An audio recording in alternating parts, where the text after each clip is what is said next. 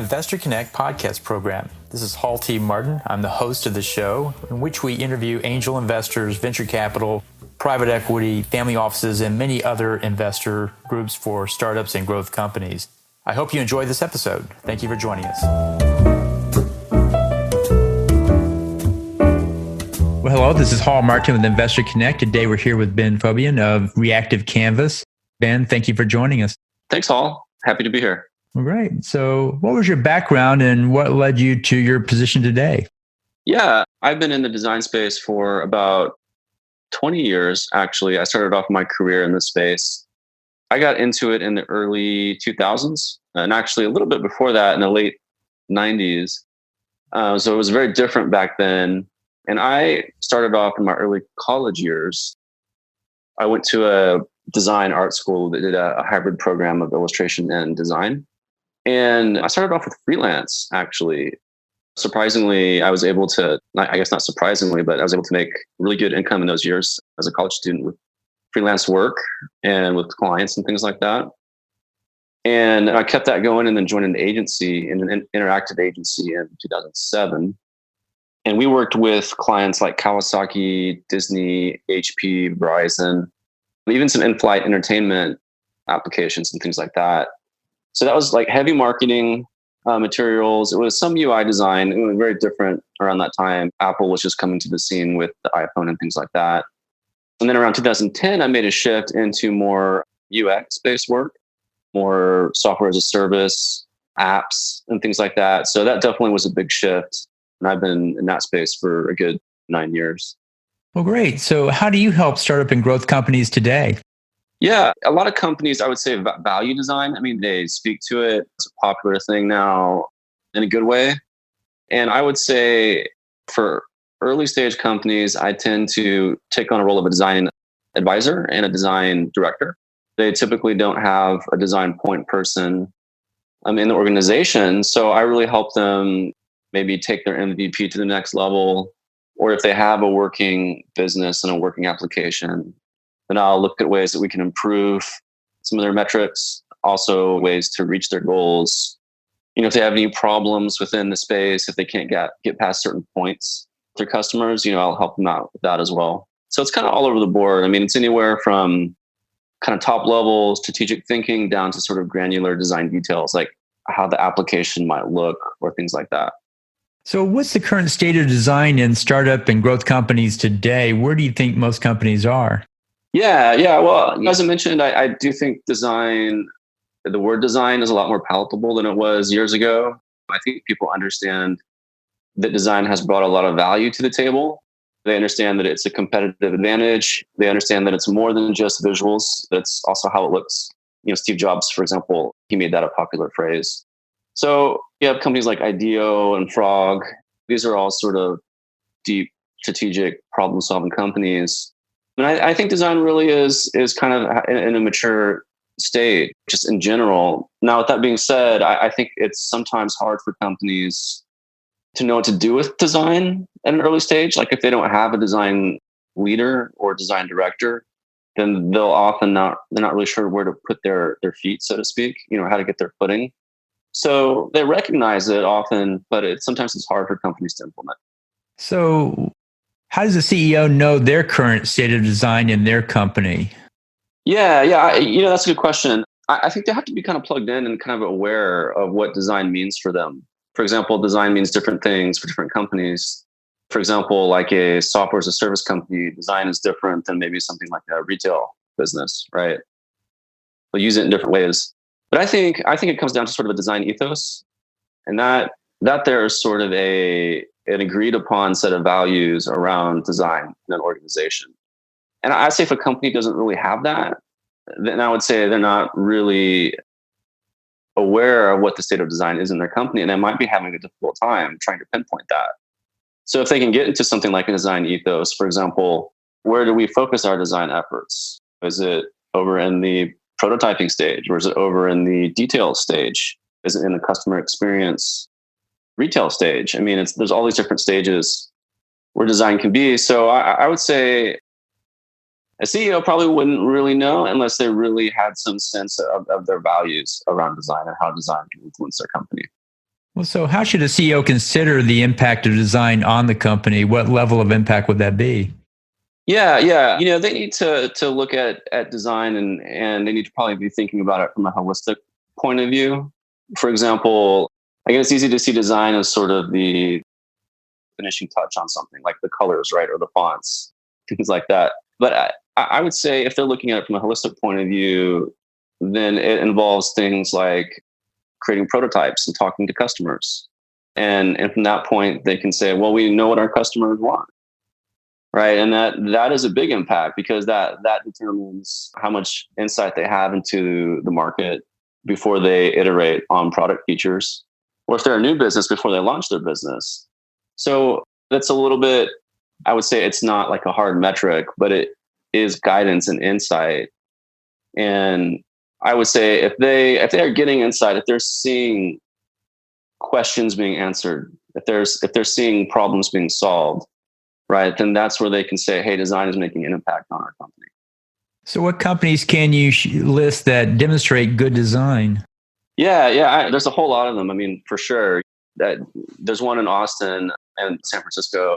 Indeed is here, and they've done a lot of cool things. I actually worked with them for a little bit on a contract back in 2017, 2018, and they have an incubator group, which is really interesting. So that's a group where they spin up a lot of different little businesses within a smaller collection of team members, and they'll iterate on that. They'll get feedback from the market. They'll do user research and things like that.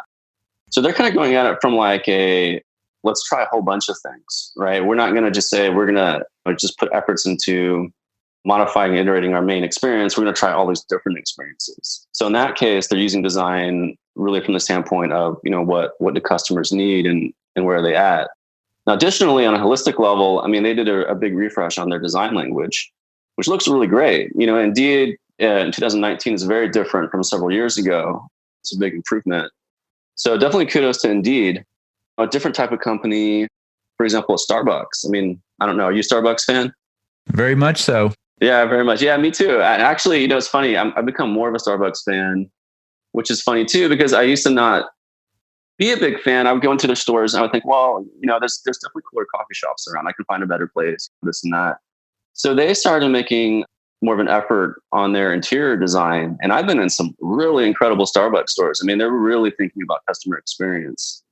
And actually, I stumbled upon something on their website. And if you look up, for example, Starbucks space design or store design in Google, you'll go to part on their website where they're talking about sustainable design. They're talking about creating stores that fit in with the local culture around them. So it's not just like, oh, we're Starbucks here, we're going to plant ourselves here. Here's what we do. It's like, okay, no, we want to fit into your culture. We want to add to it. So that's a really cool thing. I mean, that's not software design. That's more like customer experience. And not really, I mean, partially retail, right? Not totally retail. And then they're also talking about sustainable practices as far as how they build stores. So that's a whole other level. Now, the one thing you can say too also though is like, what do they do with all their waste, right? How many Starbucks cups are bought and discarded every day, right? So in that sense, companies like Starbucks maybe be doing really great on one end, but maybe in other areas there's still a big challenge. But I think Starbucks is a really interesting case study. Well, those are two big companies you mentioned, Indeed and Starbucks. But what do you think the benefit is of investing in design in an early stage company as far as spending time on design at a seed or Series A company, for example?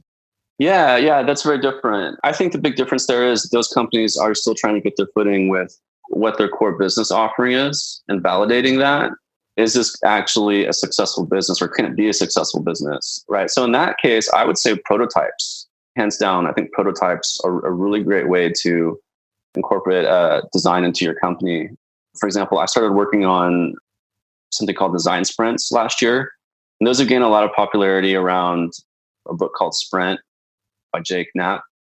And that was really interesting. And I think it kind of opened people's minds up to sort of more of a prototyping process.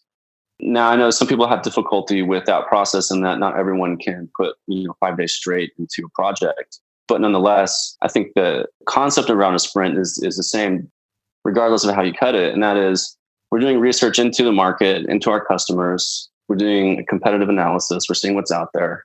We're talking to people. Then collectively, we're coming together to design an experience. Consensus is a huge issue in organizations. It's hard to get people to agree, and that's part of the process. And we're creating a prototype out of that, and then we're testing that prototype.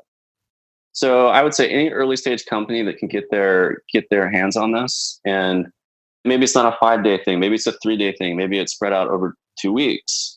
As long as they're in the process of creating prototypes, validating it, getting real feedback from users, I think that's a huge win for early stage companies. Well, it sounds like a side benefit of design sprints is that you build buy-in and consensus behind the product you may be developing the prototype for. And you're gaining common knowledge among all the participants because they're seeing how this is playing out. And then having consensus and alignment with the organization going forward, no matter how small or how big, is always important to the success of it. So it seems like just the experience of doing design has got a lot of benefits to it. Oh, definitely. Yeah. And it's great for big organizations too. Actually, even for bigger organizations, because I think consensus is really difficult when you have large organizations and different people with different agendas or goals, right? So yeah, a sprint is really great for that. I mean, it's really great for early stage companies too, like I said, just because it's going to push them to get insight. And I've worked with quite a number of early stage founders where it's surprising how little insight they got from customers up front.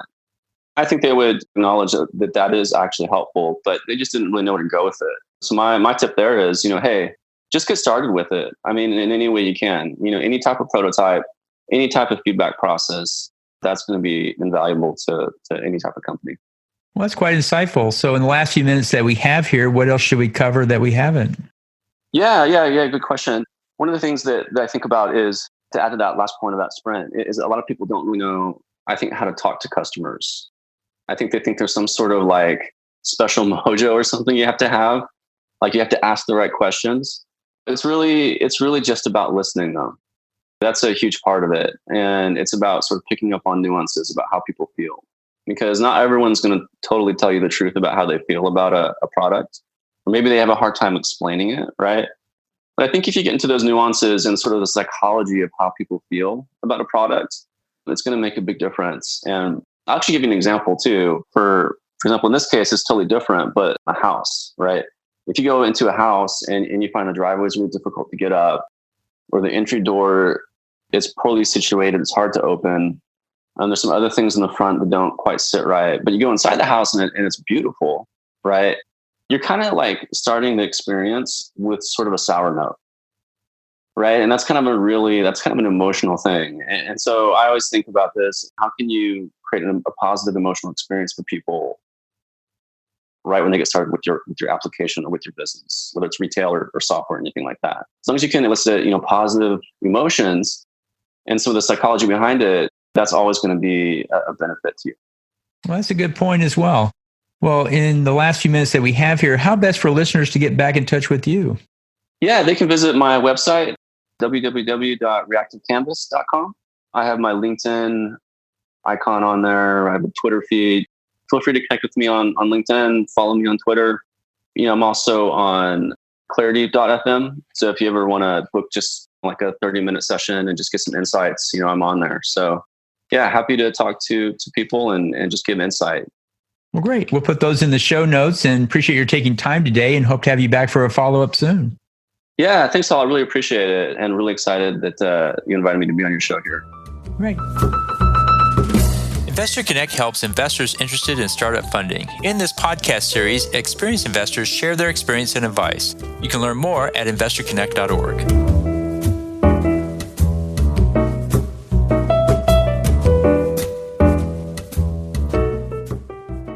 Paul T. Martin is the director of Investor Connect, which is a 501c3 nonprofit dedicated to the education of investors for early stage funding. All opinions expressed by Hall and podcast guests are solely their own opinions and do not reflect the opinion of Investor Connect. This podcast is for informational purposes only and should not be relied upon as a basis for investment decisions.